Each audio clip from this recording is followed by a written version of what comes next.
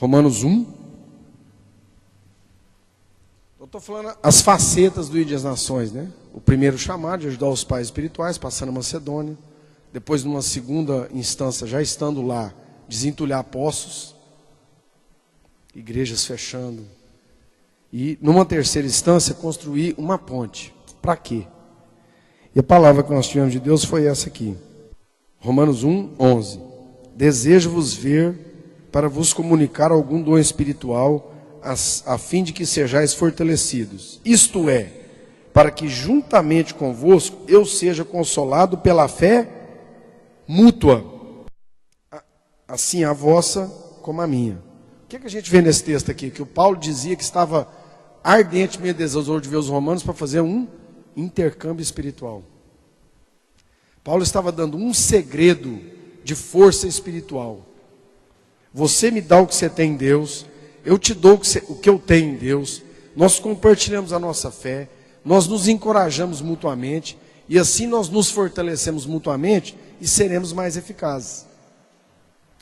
E o Paulo está falando isso aqui num contexto transcultural. Ele está falando, apesar de ele também ser romano, né? Mas de um judeu ex-fariseu falando a um romano. Então ele está falando que essa prática é importante. Foi isso que Deus falou conosco. Uma ponte para que de mão dupla vocês fortaleçam os britânicos, mas aprendam com a história deles, para que os seus netos não passem o que eles estão passando hoje. E essa foi uma lição dura para nós. Uma vez, quando esqueci o reverendo, que era o presidente do Supremo Conselho da Igreja Presbiteriana, que nos visitou lá na Escócia. E nós, então, tivemos o triste privilégio, né, de poder levá-lo em Edimburgo às igrejas presbiterianas, os grandes prédios, as grandes catedrais fechadas à venda. E havia naquela época um projeto público da Igreja Presbiteriana. Isso foi no ano 2000. Enquanto a AD 2000 planejava alcançar os povos não alcançados, o Supremo Conselho Escocês reuniu para fazer um projeto de dispensa de 50% do contingente pastoral e fechamento de 1/3 dos prédios. Esse era o meu contexto. Eu fui na Coreia e vi uma realidade, e eu morava na Escócia. Quando eu chego na Escócia, aquilo foi publicado na televisão. E nós então falamos, ó, Deus não só nos trouxe para os animá-los, mas também para nos alertar.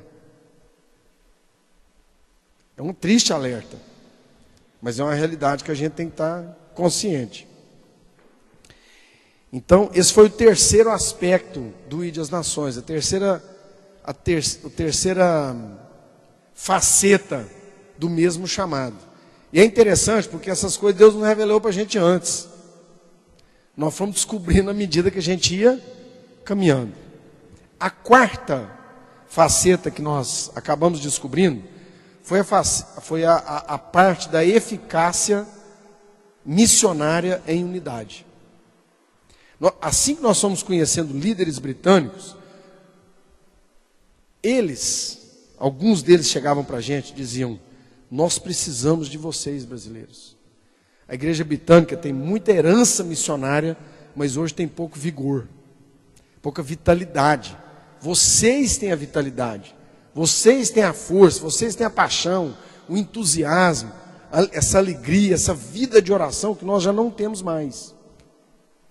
Então nós precisamos ir para as nações juntos.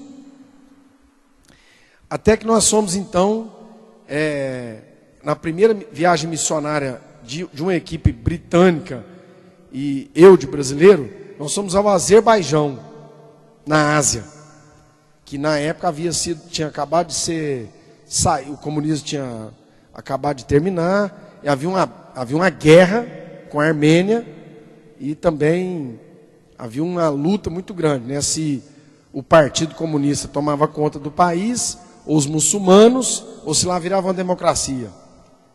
Nós aproveitamos esse buraco para pregar nas praças, na embaixada turca, a história é longa, né? Mas Deus me deu o privilégio de fazer a primeira pregação ao ar livre nos últimos 100 anos daquele país.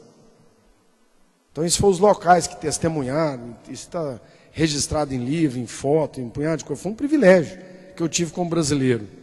Então nós descobrimos essa outra faceta estratégica, que juntos nós podemos fazer mais. Não só em outras nações, mas nós começamos a descobrir que quando os britânicos vinham para o Brasil, com eles, a gente entrava em alguns lugares como igreja, que nós não entramos sós. Por causa do preconceito, do evangelho, naquela época, né? Ainda, imagino que seja ainda um pouco, né? Não sei. Hoje eu imagino ser evangélico aqui, até assim dá um status um pouco, né? Calculo, não sei. Por um lado um pouco de vergonha, por outro lado deve dar um pouco de... Porque já é uma força violenta, né? Mas tudo bem. Então nós descobrimos que quando os britânicos vinham aqui, a gente tinha chaves, a gente aprendia coisas a nível da solidez espiritual e não só da paixão. Na solidez do compromisso que eles fazem. Quando é mais difícil dele fazer o compromisso. Mas quando ele faz, está feito. Não sei que você rói a corda. A integridade. Né? Eu pela primeira vez fui conhecer crentes que não compram produtos chineses para não financiar o trabalho infantil. E eles fazem campanha disso. Eu estive com a pessoa que começou a campanha chamada Jubileu. A campanha que pressionou o G8, na época, a perdoar a dívida dos países pobres da África. Eu estive com um homem que começou isso. Então, com contato, foi o Roger Foster. Você está me olhando aí, perguntando quem que é, foi o Roger Foster.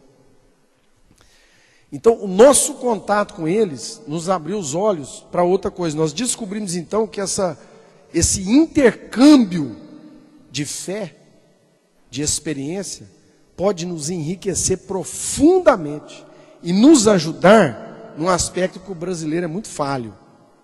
Pensar longo termo. Longo termo, né? Longo prazo.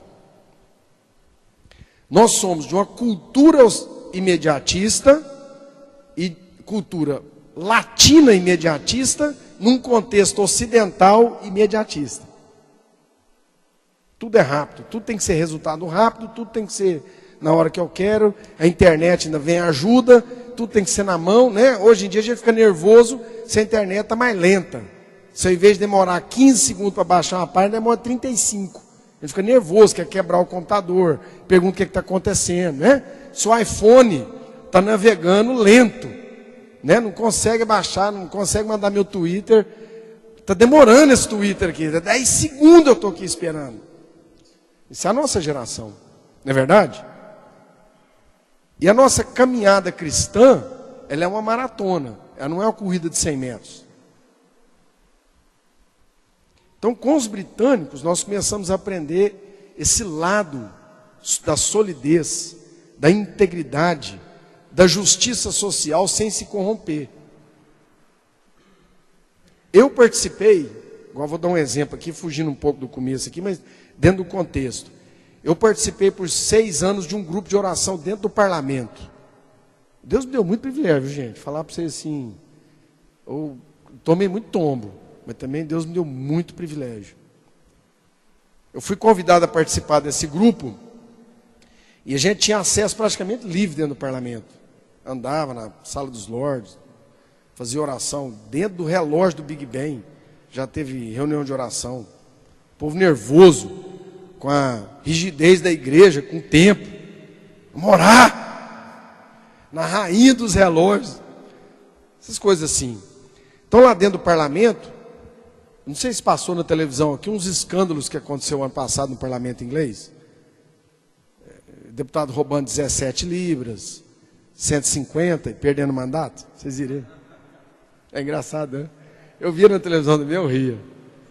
É um cara lá que rodou por causa de 10 mil libras. O cara pintou a casa dele. Pintou a casa com autorização furada, dançou. Pintou a casa. Eu gostava a rir. Falei, rapaz, isso é um espetáculo. Isso é fruto de oração lá dentro do parlamento. É pouquinho, mas os caras têm integridade. Exigem seriedade. Então, no contato, nessa ponte, a gente não só dá, mas a gente também recebe. Está aí uma das grandes dificuldades para os missionários. Que a gente chega lá e quer mudar tudo. Vou mudar isso aqui está tudo errado, esse louvor aqui não funciona, eu já sei porque que essa igreja aqui não cresce. Se você perguntar ao missionário no primeiro mês, ele te dá uma lista enorme, por que aquela igreja não está crescendo. Não funciona assim, na prática não é assim. Eu não é. Você passou essa agonia também? Eu sei mudar isso aqui. Se os pastores me escutassem mais, eu mudava essa igreja aqui em 3 meses, isso aqui já mudou. Porque a gente quer fazer do jeito brasileiro. Eu não é. Eu não é, Júnior. Então a gente tem que ter paciência. Então nós aprendemos, né, essa mutualidade. Vou ir resumindo aqui, senão a gente fica muito longo, né? Rapidamente, qual que era a estrutura disso, então, do Go to the Nations? A gente tinha um conselho aqui no Brasil, de pastores, líderes de várias igrejas, é um projeto internacional, e que não tem característica de agência, não envia ninguém, não recebe ninguém. É um movimento onde a igreja local e o pastor da igreja é que determina a direção do recurso, do missionário, da visão, e participa num projeto de unidade. Desfruta dos benefícios do todo, mas também paga um preço junto com todo mundo, estão entendendo? Então não é agência, não é nada disso. É uma visão da igreja local. Parcerias de igrejas. Então, estabelecemos os 2 conselhos e estabelecemos uma conferência no Brasil, para os irmãos virem e outros aqui ganharem visão, e uma lá por mesma razão. Em 1997, nós tivemos um outro momento. Já haviam muitos missionários brasileiros lá, vários ingleses também aqui, muitas igrejas britânicas engajadas. A gente, graças a Deus, já estava bem avançado na língua, já fluía bastante, já conhecia muita gente. Em 97, o Amaury Braga estava em Edimburgo, junto com o Brian Mills, que é um amigo pessoal do Pimenta, e o Paulo Júnior e eu, nós pensamos numa estratégia de oração de levar 197 intercessores do Brasil para o Reino Unido e para a Europa. Isso foi uma loucura. Vocês não têm nem ideia. Mas deu certo. De Goiânia tinha 48, né? Eu não lembro os números direito. Fomos embora. Fomos na maior conferência de Go to the Nations que já teve até hoje em Manchester. De Manchester, as equipes foram espalhadas de britânicos e brasileiros, e nós fomos a 16 capitais da Europa.